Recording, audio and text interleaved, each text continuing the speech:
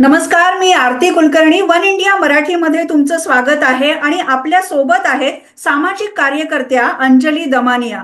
अंजलीताईंनी गेले 2 महिने, तब्बल 2 महिने बीडचं प्रकरण लावून धरलेलं आहे. बीडमध्ये मस्साजोगला संतोष देशमुख या सरपंचांची हत्या झाली आणि या हत्येनंतर बीडचा बिहार झालाय का, उत्तर प्रदेश झालाय का, कायदा आणि सुव्यवस्थेचा कसा बोजवारा उडालेला आहे, कशी तिथे दहशत आहे, हे अंजलीताईंनी आपल्या सगळ्यांच्या समोर आणलं, अगदी निर्भीडपणे आणलं. अंजलीताईंशी आपण याबद्दलच बोलणार आहोत. अंजलीताई, संतोष देशमुख यांची हत्या झाल्यानंतर बरेच आरोप प्रत्यारोप झाले. या प्रकरणाचा पोलीस तपास करतायत, SIT करतायत, पण अजून सुद्धा आरोपींना म्हणावी तशी शिक्षा झालेली नाहीये. आता या प्रकरणाचं स्टेटस काय आहे? कसं आहे आरती, की याची जेव्हा आधी सुरुवात झाली, तेव्हा काही दिवस मी देखील माध्यमांमध्ये बघत होते, की हम्म. ही जी चौकशी चालली आहे, अमुक होतंय, तमुक होतंय. मग अधिवेशनात जेव्हा हे प्रकरण लावून धरलं गेलं, तेव्हा फडणवीसांनी त्याच्यावर जेव्हा त्यांनी बोलायला सुरुवात केली आणि त्याच्यात त्यांनी अतिशय इम्पॉर्टंट अशा अनाउन्समेंट्स केल्या. म्हणजे आधी ते म्हणाले, की आम्ही याच्यात नेहमीप्रमाणे सखोल चौकशी करू. काही कुठलीही घटना घडली, की सगळेच जण म्हणतात, की सखोल चौकशी करू.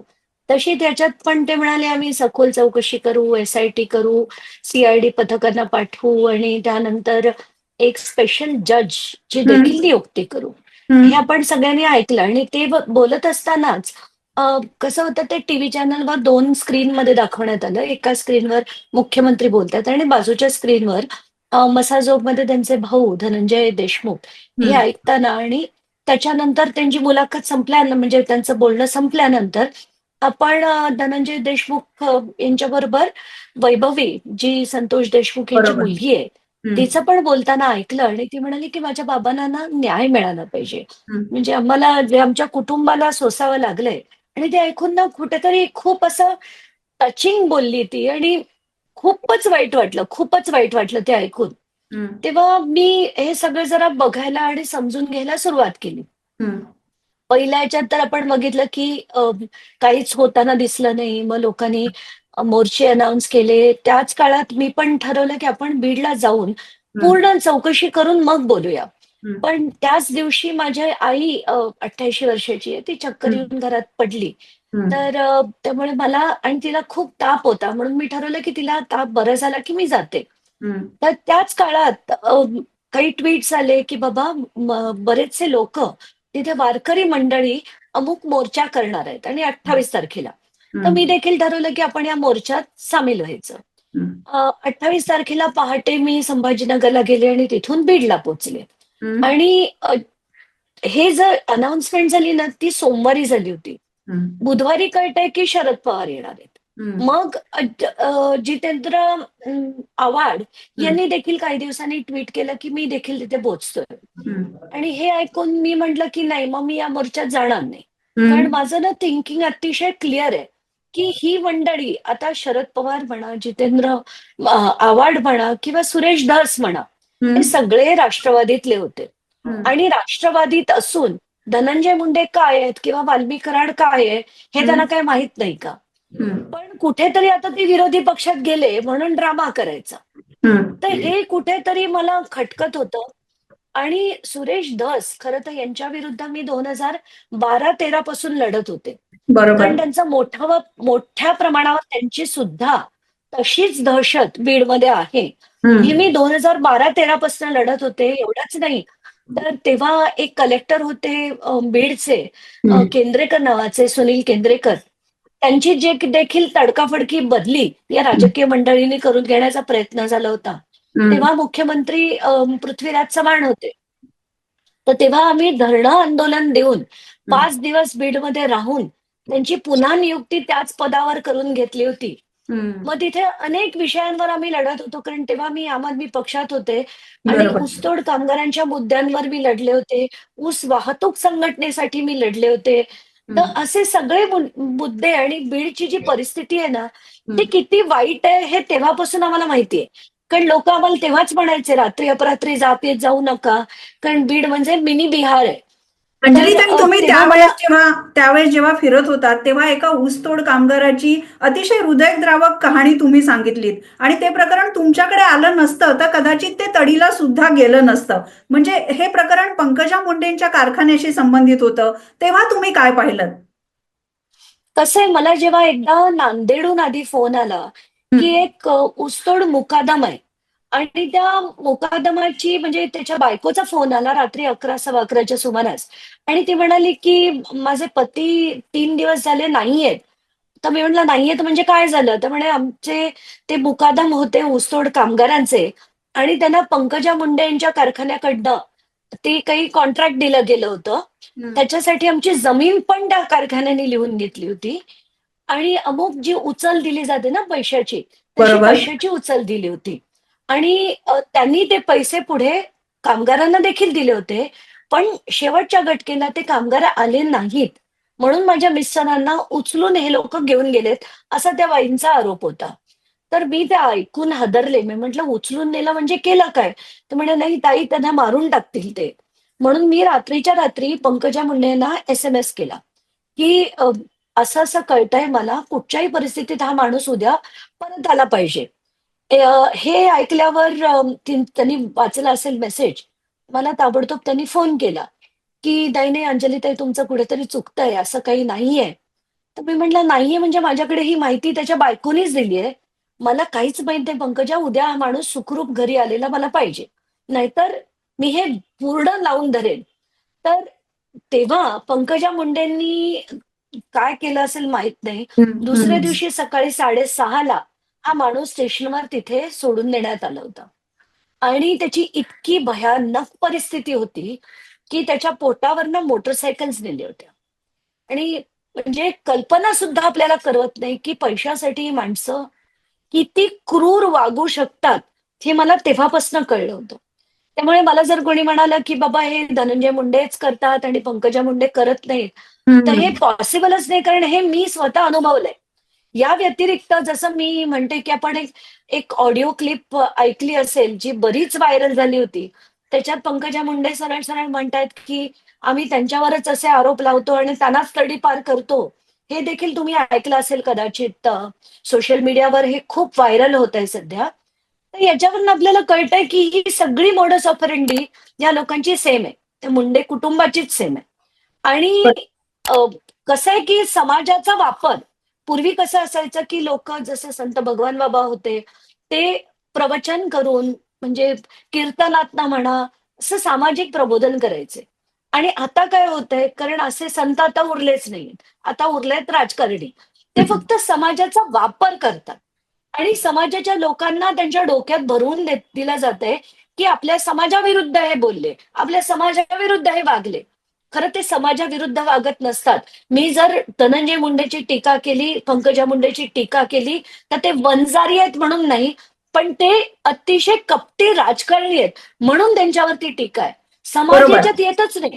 आता बरोबर. मानवी करार हं. हा काही हं. गुन्हेगार, आपण काही तो वंजारी समाजाचा म्हणून त्याच्यावर बोलत नाहीये. तो एक गुन्हेगार आहे आणि गुन्हेगाराला कुठलाही समाज, धर्म काहीही नसतं, असं माझं एक स्पष्ट मत आहे. बरोबर. गुन्हेगाराला कोणताही धर्म, जात नाही. तुमचा जो लढा आहे, तो तिथल्या बेकायदेशीर गोष्टींच्या विरोधात आहे, गुंडगिरीच्या विरोधात आहे. अंजलीताई, तुम्ही बरीच प्रकरणं समोर आणलीत. संतोष देशमुखांची हत्या, खरं तर हे एक आईसबर्गचं टोक आहे. म्हणजे बऱ्याच गोष्टी बीडमध्ये चाललेल्या आहेत.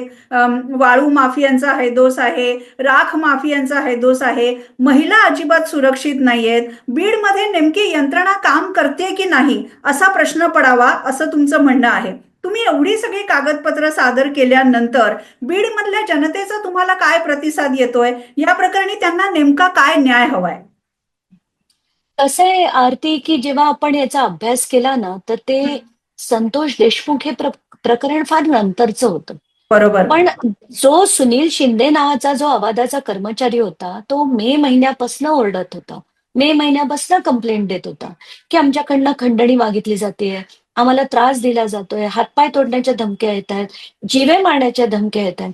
आणि 28 मेला त्यांनी 285/2024 या याची नंबरची एफ-आय-आर देखील त्यांनी 28 मे रोजी केली. काय? की माझं अपहरण करण्यात आलं खंडणीच्या संदर्भात. आता मे मध्ये जर हे होतंय, तर तेव्हापासनं 7 महिने याच्यावर कारवाई का नाही झाली? मग मी ठरवलं की आपण सगळे पुढचे जे एफ-आय-आर आहेत ते बघू. मग मला दुसरा एक 3 जुलैचा एफ-आय-आर मिळाला, जो ज्याच्यात वाल्मिक कराडचं नाव पण. आणि 3 जुलैचा हे प्रकरण एका वेगळ्या अवादा नाही, पण एका वेगळ्या प्रकरणाचं आहे.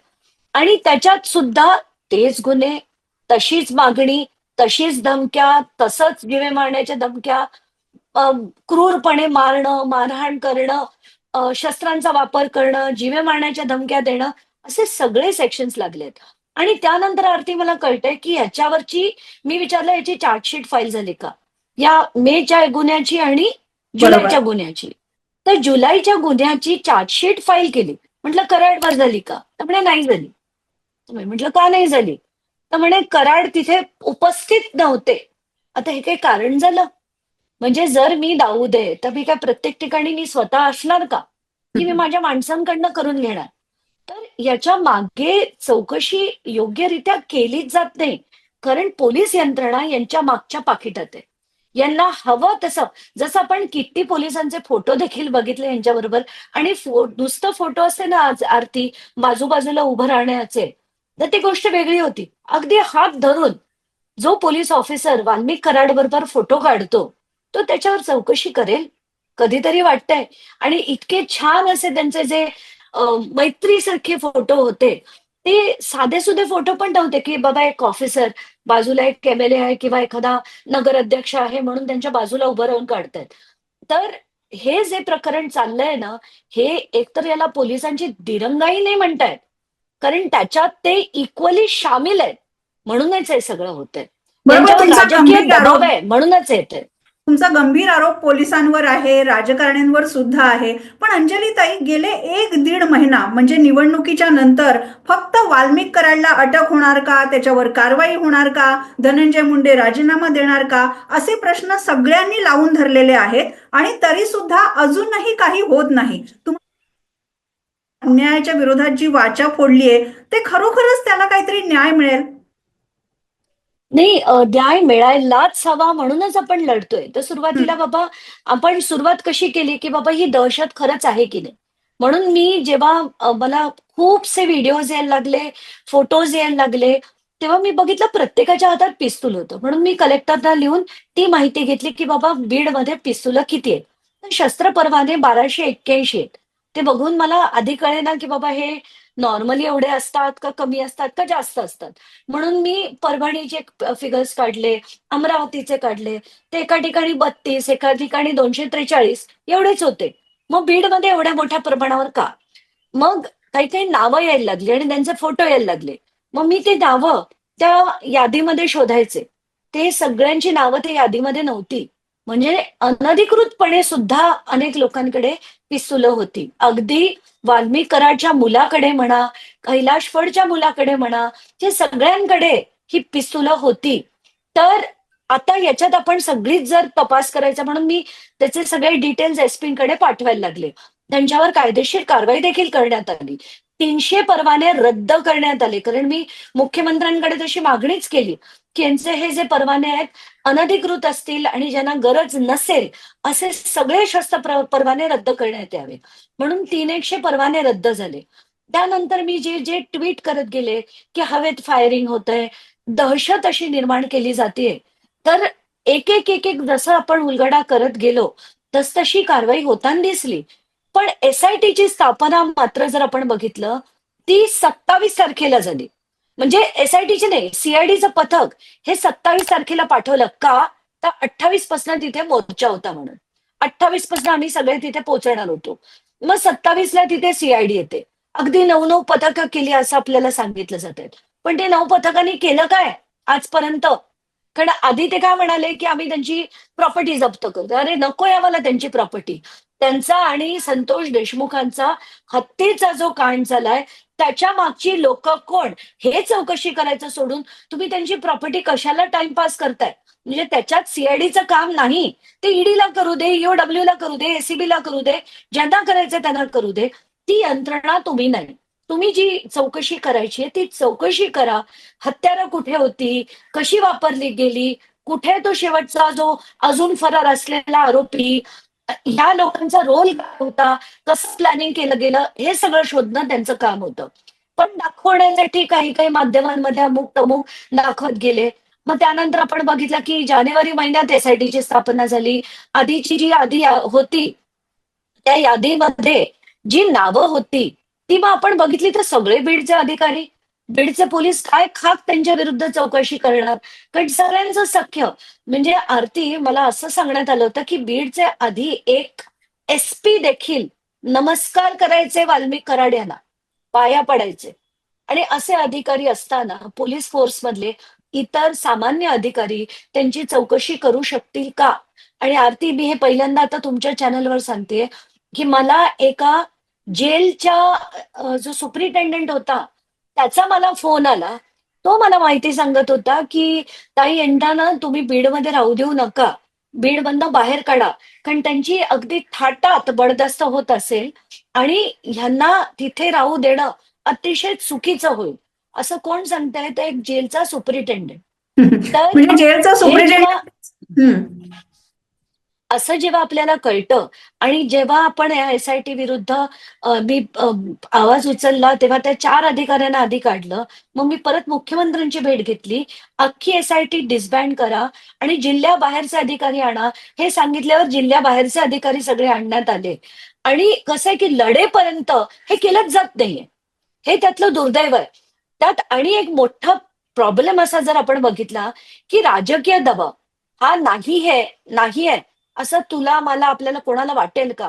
कारण 30 तारखेला धनंजय मुंडे मुख्यमंत्र्यांना भेटतायत. 30ला संध्याकाळी आणि 31ला सकाळी वाल्मिक कराड स्वतःला सरेंडर करतात. त्याच्यात सरेंडर असे करतात जसं काही ते फार मोठे लढाईवर चालल्यासारखेच पोचतात तिथे. आणि येताना त्यांच्याबरोबरची गाडी येते आणि जेव्हा तो जो माणूस आहे गाडीचा मालक, तो म्हणतो की नाही, मला ते सहज रस्त्यात भेटले. माझी गाडी छोटी आहे आणि तुझी गाडी मोठी आहे. म्हणून मला तिथे त्यांनी सोड म्हणून सांगितलं. म्हणून मी सोडायला आलो. हे कोणाच्या बुद्धीला पटण्यासारखं आहे का? म्हणजे हे अंजलीताई, तुम्ही चांगलंय जसं का? म्हणताय की आता हे सगळ्यांना माहिती आहे की हा जो आका होता तो वाल्मिक कराड, आणि या वाल्मिक कराडचा आका कोण तेही माहितीये. धनंजय मुंडे वाल्मिक कराडला वाचवायचा प्रयत्न करत होते असेही आरोप झाले.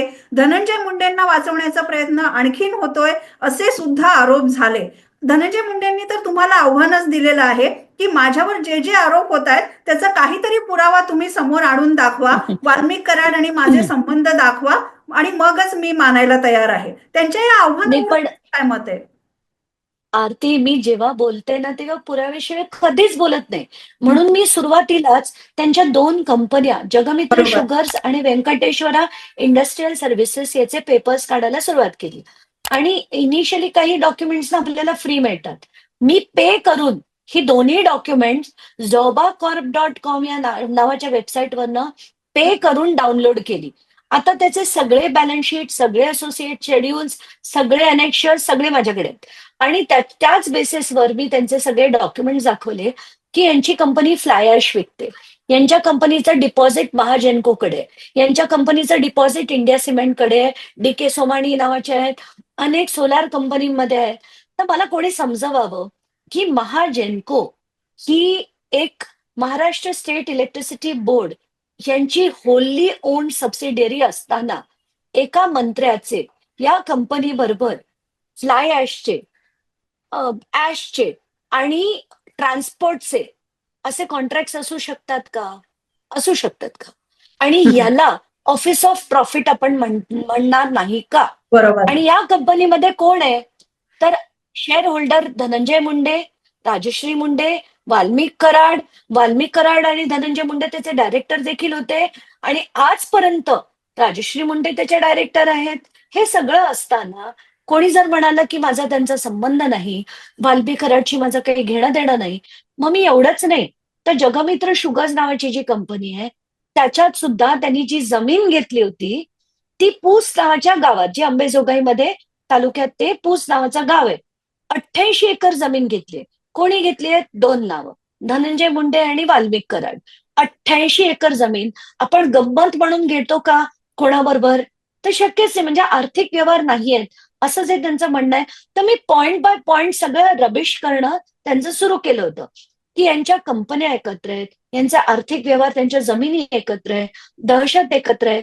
एवढंच नाही तर आता मी काल एक त्यांचं जे वाल्मिक कराड यांनी इंस्टाग्रामवर केलेलं एक जे पोस्ट होतं ते देखील मी टाकलंय. त्यांनी अगदी घट्ट मिठी मारली धनंजय मुंडेंना, की मी जे कमवलं, जे मिळवलं ते तुमच्यामुळे मिळवलं, तुमच्या सहाय्यता झाली म्हणून मिळवलं, असे सगळे त्यांचे जे शब्द होते. त्याच्यावरनं काय सिद्ध होतं, की जर धनंजय मुंडे नसते तर वाल्मिक कराड काहीच करू शकले नसते. म्हणजे हे दोघं एकत्र होते, सगळे जे आर्थिक व्यवहार झाले ते वाल्मिक कराडकडे आलेली संपत्ती ही धनंजय मुंडे कडून आली. हे तथ्य सिद्ध झालं ना, आणि किती वेळा करायचं आणि काय सिद्ध करायचं? अंजलीताई, तुम्ही बरोबर किती वेळा सिद्ध करायचा हा प्रश्न आहे. पण तुम्ही एवढी सगळी कागदपत्र मिळवलीत, नेमकं काय बीडमध्ये चाललंय, वाल्मिक कराडचं काय चाललंय, धनंजय मुंडेचे त्यांच्याशी कसे संबंध आहेत, हे सगळं तुम्ही दाखवलं. तुम्ही जे काम करताय ते खरं तर आम्ही जर्नलिस्टनी इन्व्हेस्टिगेटिव्ह जर्नलिझम करून करायला पाहिजे. पण बऱ्याच वेळा या सगळ्या प्रकरणामध्ये तुमच्या विश्वासार्हतेवर सुद्धा शंका घेतली गेली, की एवढी कागदपत्र तुम्हाला कशी मिळतात, मग देवेंद्र फडणवीसांसारखा नेता तुमच्या मागे आहे का, असे अनेक प्रकारचे आरोप तुमच्यावर झाले, तुम्हाला धमक्या आल्या. या सगळ्याबद्दल तुम्हाला काय सांगायचंय? कसं आहे आरती, की कोणी ना तत्वांवर काम करतंय, देश बदलण्यासाठी काम करतंय किंवा घडवण्यासाठी काम करतंय ना, हे तर आता कोणाच्या बुद्धीला पटतच नाही. हो. कारण आम्ही जे लोक आलो होतो ते इंडिया अगेन्स्ट करप्शन मध्ये आलो होतो, आणि तेव्हापासून आम्ही सगळे स्कॅम्स एक्सपोज करायला सुरुवात केली. इनफॅक्ट हे जेवढी राजकीय मंडळी आहेत ना, जसं देवेंद्र फडणवीस असो, तेव्हाच्या घटकेला सिंचनाचे पेपर मी आधी खडसेंना दिले, देवेंद्र फडणवीसांना दिले. त्यांनी ते माझे पेपर अधिवेशनात लावून घेतले. त्यांचे पेपर मला नाही मिळाले, माझे पेपर मी त्यांना दिले म्हणून त्यांना मिळाले. आता लोकांना असा प्रश्न पडतो की आपण, आणि कसं आहे माहितीये कार्तिक, कोणी किती साधेपणाने लढलं ना, तर लोकांना वाटतं की यांच्या मागे कोणीतरी आहे, कारण ती आता विचार करण्याची दिशाच तशी झाली. जर विश्वासच मी नाही आज फडणवीस, यंत्रणांवरचा, माणसांवरचा.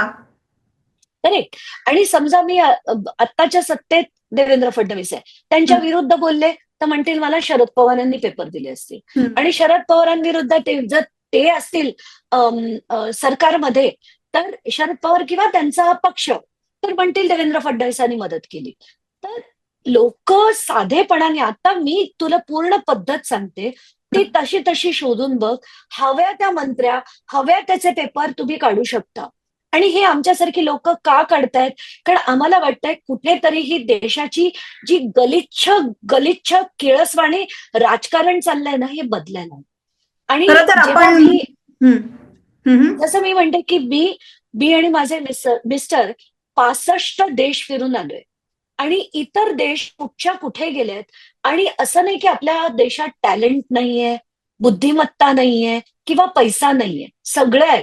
पण एक घाण राजकारणी आहे, आणि त्या घाण राजकारण्यांना इथून बाजूला करणं हे सगळ्यांचंच, नागरिकांचं कर्तव्य आहे. ते करण्यासाठी आपण लढतोय, हे लोकांना कळत नाही, आणि ते कुठल्या ना कुठल्या पद्धतीने त्याला काहीतरी हे देत जातात. आता मला खरं आर्थिक काहीही करण्याची गरज नाहीये. जसं मी मागच्या माझ्या प्रेस कॉन्फरन्समध्ये सांगितलंय, 2,08,00,000 एवढा मी या वर्षीचा कर भरलाय माझ्या कुटुंबाने. म्हणजे माझं फॅमिली इन्कम किती आहे हे तुम्ही समजू शकता, की महिन्याला 4 म्हटलं ना इंटरनॅशनल ट्रिप तरी मी सहजपणे करू शकेन. इतकं व्यवस्थित पांढऱ्या पैशाचं, म्हणजे स्वच्छ पैशाचं इन्कम जर माझ्या घरात येत असेल, तरीही मी जर लढतीये तर ती कोणामुळे लढतीये, कशासाठी लढते, हे समजून घेण्याची गरज नाहीये का? तुम्हाला काय वाटतं की तुम्ही एवढं लढताय, कागदपत्र सादर करताय, गुन्हे दाखल झालेले आहेत, खरंच कारवाई होणार का? वाल्मिक कराडला त्याच्या गुन्ह्यांची शिक्षा मिळणार का? आणि धनंजय मुंडेंना राजीनामा द्यावा लागणार का? जोपर्यंत वाल्मिक कराड यांना त्यांच्या गुन्ह्यांची शिक्षा मिळत नाही, जोपर्यंत, त्यांनाच नाही, त्यांचे जे धनंजय मुंडे आहेत, आता त्यांना मी आका म्हणणार नाही, कारण मला तो शब्दच मुळात आवडत नाही. कारण मला असं वाटतं की आज जे सुरेश धस लढतायत, तर हा धनंजय मुंडे आका छोटा झाला तर मी आका मोठा होईल, याच्यासाठीचा त्यांचा लढा आहे. पण हे जोपर्यंत वाल्मिक कराडवर कारवाई होत नाही, धनंजय मुंडे सारख्यांवर कारवाई होत नाही, तिथे ज्यांनी दिरंगाई केली आणि मोठ्या प्रमाणावर त्या पोलीस अधिकाऱ्यांना देखील गुन्हेगार म्हणून केलं जात नाहीये, त्याच्यात तोपर्यंत मी लढत राहणार आहे. आणि कारण आपल्याला काय बदलायचं, ही सिस्टम, ही दहशत आपल्याला एका व्यक्तीविरुद्धचा नाहीये. ही अशा व्यक्तींना शिक्षा झाली तर याच्या पुढे ही सुधारणा होईल, म्हणून आपल्याला लढा द्यायचा. पण मला अंजलीताई तुम्हाला विचारायचं आहे की एकीकडे वाल्मिक कराडला कोठडी सुनावण्यात आलेली आहे, धनंजय मुंडेंवर अनेक आरोप होत आहेत. असं असताना त्यांची जी सगळी माणसं आहेत बीडमध्ये विखुरलेली, दहशत पसरवणारी, गुंडगिरी करणारी, त्यांच्यावर तरी वचक बसलाय का? म्हणजे बीडमधल्या परिस्थितीमध्ये काहीतरी बदल झालाय का? आत्ताच्या घटकेला बिलकुल झालेला नाहीये, पण तोच करण्यासाठी मी अख्खी लिस्ट काढली आहे. त्यांच्या जे त्यांच्या अतिशय जवळचे आहेत वाल्मिक कराडच्या, त्यांची अख्खी लिस्ट काढली आहे. मी काही दिवस झाले गेले प्रत्येक माध्यमावर मी तेच म्हणते की गोट्या गित्तेसारखी माणसं जोपर्यंत तिथे अगदी मोकाट फिरतायत तोपर्यंत ही दहशत कमी होणार नाही.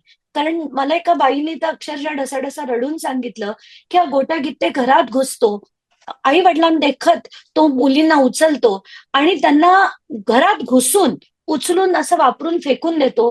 तेव्हा असं वाटतं की काहीतरी बदल हा घडायला हवा. बरोबर. महिलांची सुरक्षा हा सुद्धा खूप मोठा विषय तुम्ही सगळ्यांच्या समोर आणलात. आपल्याला असं वाटतं की असे हे जे गुंड आहेत, दहशत पसरवणारे लोक आहेत, हे आता फक्त सिनेमामध्ये दिसतात किंवा वेब सिरीज मध्ये दिसतात. पण बीड मधलं जे वास्तव आहे ते तुम्ही आमच्यापर्यंत आणलंय. जसं तुम्ही काही समाजाकडून ट्रोल झालात किंवा तुमच्यावर उलट आरोप झाले, महाराष्ट्रामधल्या सुजाण नागरिकांचा तुम्हाला काय प्रतिसाद आहे? प्रचंड प्रतिसाद आहेत. किती SMS, किती मेसेजेस, ऑडिओ क्लिप्स टाकल्यात लोकांनी आणि धन्यवाद मानलेत की तुमचा लढा तुम्ही असंच देत राहा, आम्ही तुमच्या पाठीशी आहोत असे म्हणणारे देखील आलेत. पण अर्थी कुठेतरी असं वाटतं की मला माझ्या पाठीशी नकोय, तुम्ही तसे व्हा असं म्हणावं असं वाटतंय. कारण अशा लाखो जर अंजली तयार झाल्यात ना, तर मजा आले की कुठला वाल्मिक कराड कुठे जाऊन दहशत पसरवेल आणि त्रास देईल. आणि आरती मुद्दाम सांगावं असं वाटतं की खरं अशी एक हत्या झाली तर तिथल्या लोकल पोलीस स्टेशननी त्याचा FIR करून त्याच्यावर बरोबर. कारवाई केली पाहिजे आणि योग्य 90 दिवसात चार्जशीट केली पाहिजे. आता या प्रकरणात संतोष देशमुखांची झाली ती इतकी क्रूर हत्या होताना सुद्धा जर इतकी म्हणजे SIT काय, CID काय, एक रिटायर्ड जज काय, एवढी सगळी यंत्रणा लावली, सगळं केलं, तरी पण जर न्याय मिळत नसेल तर अतिशय दुर्दैवी आहे हे सगळं. आणि मला असं वाटतंय की म्हणून आपल्याला पुन्हा एक संतोष देशमुख होऊ नये म्हणून आणि या कुटुंबाला न्याय मिळावा म्हणून आपल्याला लढणं गरजेचं आहे.